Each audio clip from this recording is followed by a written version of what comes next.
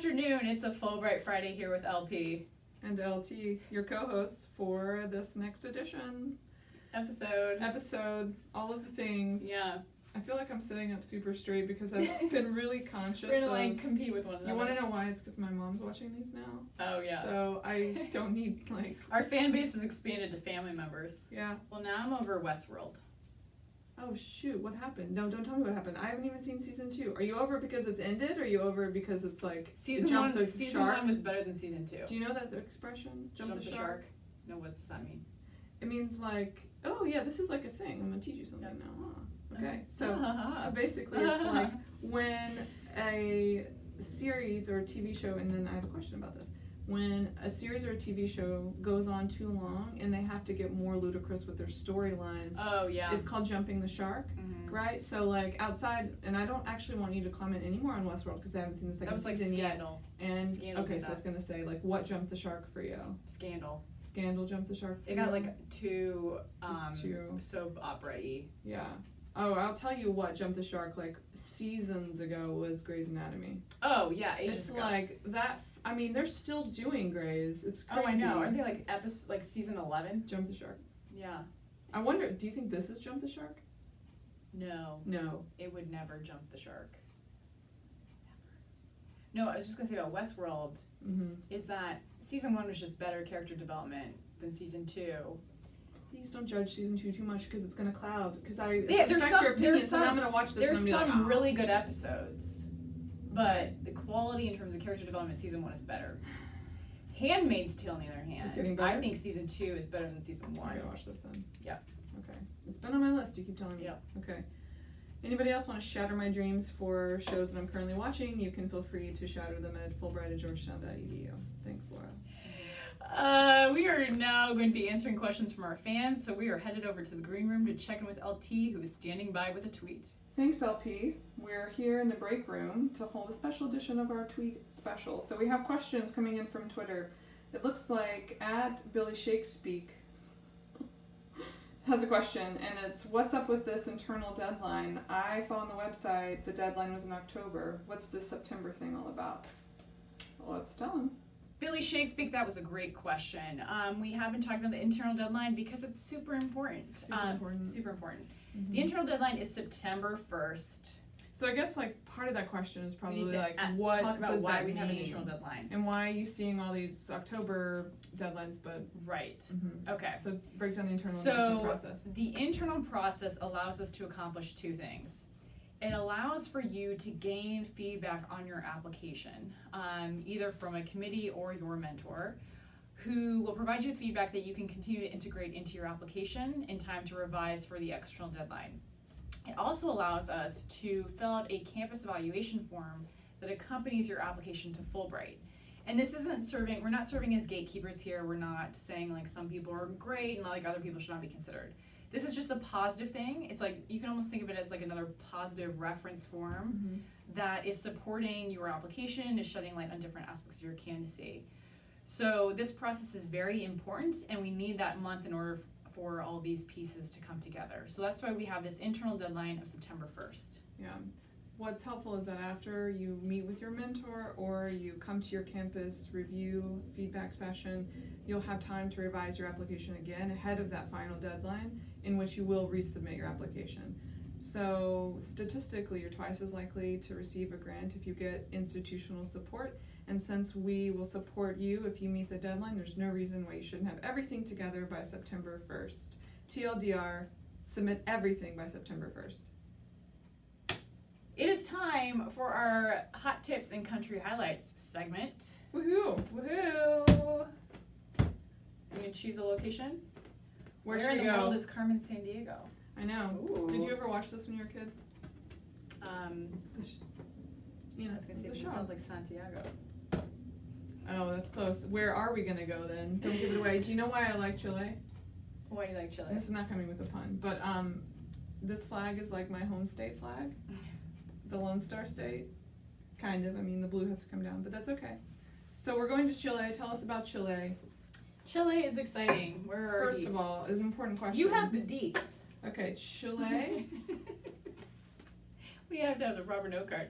Chile has 8 open research awards. Only research, no graduate study. And they also have 5 really super special Chile Science Initiative Awards. Okay, so tell us about the Science Initiative Awards. Sorry, that was really Yeah, it was really aggressive. It's fine. Okay, so the Chile. Okay, is it Chile or Chile? Chile. Chile? You say Chile. Because you say Chileans. Well, you don't go Chile. You Okay. go Chile. Okay, question. Yes. Is there something particularly Chilean about Chilean sea bass, or is it just that named that for marketing?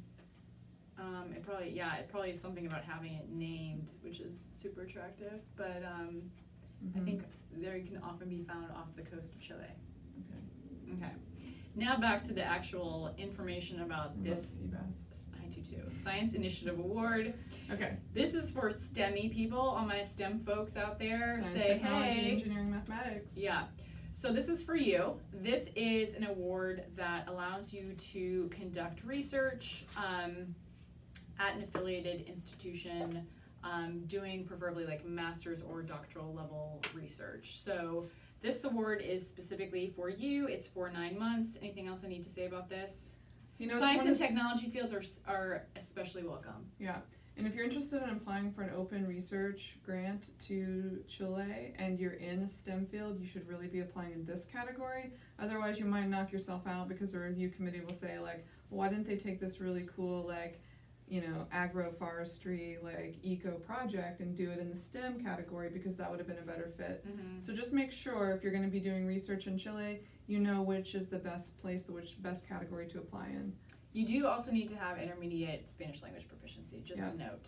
It's also important to remember that most of the Western Hemisphere, you're going to need that intermediate language level. Yes. So, even for the ETAs. So keep the yay, Spanish going. Chile. Whew, it's a little Chile in here. All right, now we're to the exciting fun part of the segment of this episode. And it's where we get to answer questions from our fan club. How about you draw and I'll hold this. Remember, you can always send your questions in. Ooh, what do we got? if you could take 3 things to a deserted island, what would it be? I believe Holly submitted this question, so shout out to Holly. Okay. I think I know right away.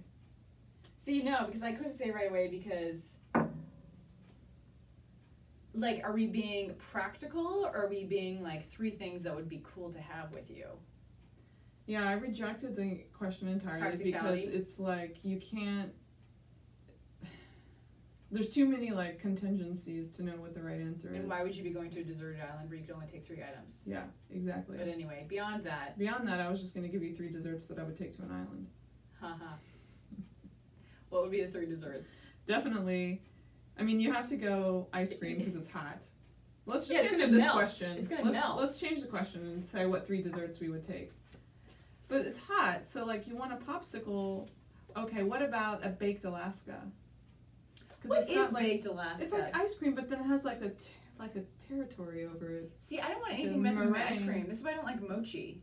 Like, I don't like mochi either. I'm out with mochi. Gelatin around your ice cream is just. I'm out with mochi as well. No. Not my thing. Which is funny because I have a mochi ice cream distributor cousin. Well, so would you get free mochi if you wanted it? Maybe with like crazy flavors. Oh, it's just a mochi off you and. But my favorite dessert would be like key lime pie, but that probably also doesn't last. Have you had? You could take this to a desert island. Have you had key lime pie on a stick? It's a very like common. Do you like do crumbles on it or something? It's amazing, and it's sold in Key West. Essentially, it's Ooh. they take a slice of their key lime pie, right? Yeah. They're like known for the key limes or whatever. Freeze it. It's like ice cream. Dunk it in dark chocolate. Freeze it again, and it's on a stick. It is like decadent but cold key lime pie chocolate. It's amazing. But see, like, what's this obsession with things on a stick?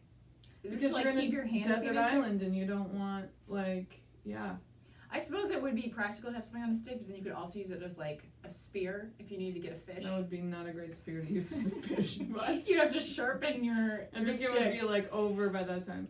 Other 2 desserts. Flan just sounds horrible. Yeah, I don't know. I just think like actually the worst dessert in the world you could possibly have is flan. Yeah. I'm not into flan. No or panna cotta. Or that, same thing. I'm like, why am I Oh will my have this gosh. in a retirement home. Like, I need to have teeth. I need to have desserts so I can use my teeth to It's eat. gross. Yeah, but I do like milkshakes, so that's a lie. But I'm definitely gonna go into the like ice cream brownie cake, like Yeah. bowling lane. You know, I'm gonna go right down that lane. Brownies are hard to like. You go know what's wrong. good is a blondie. Those are okay. 7-layer bars.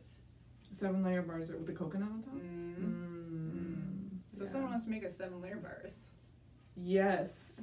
If you made a 7-layer bars, we would just like, Love you forever. yeah, give you lots of shout outs on this Yeah. show. Mm-hmm.